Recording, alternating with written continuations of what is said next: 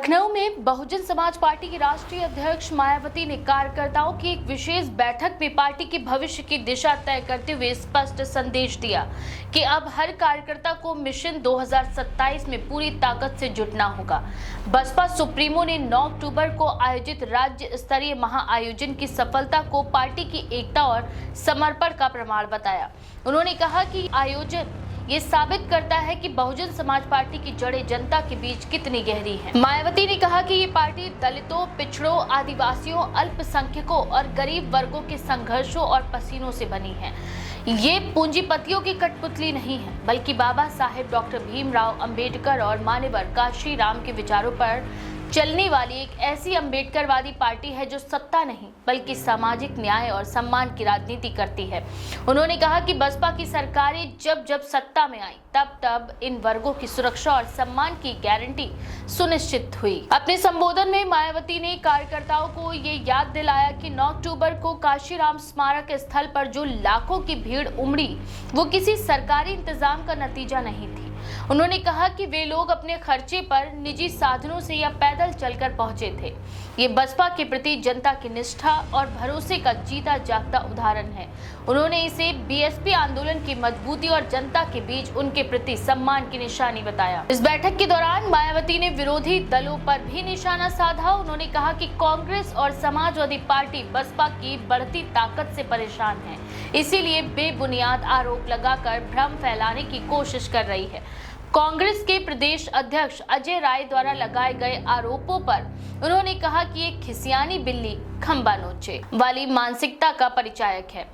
अजय राय ने आरोप लगाया था कि बसपा की लखनऊ रैली में भीड़ जुटाने के लिए योगी सरकार ने रोडवेज बसों का इंतजाम किया, लेकिन मायावती ने इसे सिरे से नकारते हुए कहा कि बसपा की ताकत किसी सरकारी सहयोग पर नहीं बल्कि जनता के विश्वास पर टिकी है। उन्होंने समाजवादी पार्टी पर भी तीखा प्रहार करते हुए कहा कि सपा सरकार ने बसपा शासन में बहुजन महापुरुषों के नाम पर बनाए गए जिलों, विश्वविद्यालयों और योजनाओं के नाम बदल दिए, जिससे समाजवादी पार्टी का नाम इतिहास के काले पन्नों में दर्ज हो गया है। उन्होंने ये भी कहा कि वर्तमान भाजपा सरकार ने स्मारकों के रखरखाव के लिए टिकट बिक्री का पैसा उसी पर खर्च करने की बीएसपी की मांग को स्वीकार किया है, जिसके लिए वे आभार व्यक्त करती हैं। मायावती ने कार्यकर्ताओं से कहा कि अब समय तन, मन और धन से जुटने का है। उन्होंने संगठन के अधूरे कार्यों को जल्द पूरा करने का निर्देश दिया और कार्यकर्ताओं को जनसंपर्क अभियान तेज करने का आह्वान किया। साथ ही साथ मायावती ने कहा कि पार्टी का हर कार्यकर्ता अपने बूथ से लेकर जिले तक संगठन को मजबूत करे ताकि आगामी विधानसभा चुनाव में बहुजन समाज पार्टी फिर से सत्ता की मास्टर चाबी हासिल कर सके। अपने संबोधन में मायावती ने 15 जनवरी को आने वाले अपने जन्मदिन को लेकर भी विशेष अपील की। उन्होंने कहा कि कार्यकर्ता उन्हें किसी भौतिक उपहार की बजाय पार्टी को आर्थिक सहयोग देकर जन्मदिन का तोहफा दें। साथ ही साथ ये भी कहा कि बसपा का लक्ष्य बहुजन समाज को लेने वाला नहीं बल्कि देने वाला समाज बनाता है। पार्टी को जनता के सहयोग से मजबूत बनाना ही सच्चा तोहफा होगा।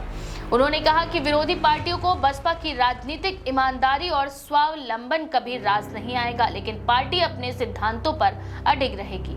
मायावती ने कहा कि बसपा की सरकारों ने हमेशा ईमानदारी, सेवा और समर्पण की भावना से काम किया। साथ ही साथ कार्यकर्ताओं ने कहा कि जनता के बीच पार्टी के जन कल्याणकारी कार्यों का प्रचार करें, बहुजन आंदोलन के इतिहास और योगदान को लोगों तक पहुंचाएं और किसी भी स्थिति में संगठन की एकजुटता न टूटने दें। उन्होंने ये भी कहा कि संगठन की मजबूती बूथ स्तर से शुरू होती है, इसीलिए हर कार्यकर्ता को अपने क्षेत्र में जनता से सीधा संवाद बनाए रखना चाहिए। साथ ही उन्होंने कार्यकर्ताओं में जोश भरते हुए कहा कि बीएसपी ही एकमात्र पार्टी है जो दलित, पिछड़ा, अल्पसंख्यक और गरीब वर्गों के वास्तविक सशक्तिकरण की बात करती है। उन्होंने कहा कि पार्टी के पास अब ना कोई भ्रम है और ना ही कोई संशय। मिशन 2027 के तहत बसपा जनता के बीच जाकर अपने जनाधार को फिर से मजबूत करेगी। बैठक में मौजूद कार्यकर्ताओं ने मायावती के भाषण पर तालियों की गड़गड़ाहट से स्वागत किया और जय भीम, बहुजन हिताय, बहुजन सुखाय के नारों से सभागार गूंज उठा। बैठक के बाद पार्टी के वरिष्ठ नेताओं ने बताया कि आने वाले महीनों में संगठन को पुनर्गठित करने और जमीनी स्तर पर कार्यकर्ता प्रशिक्षण शिविर आयोजन करने की योजना है।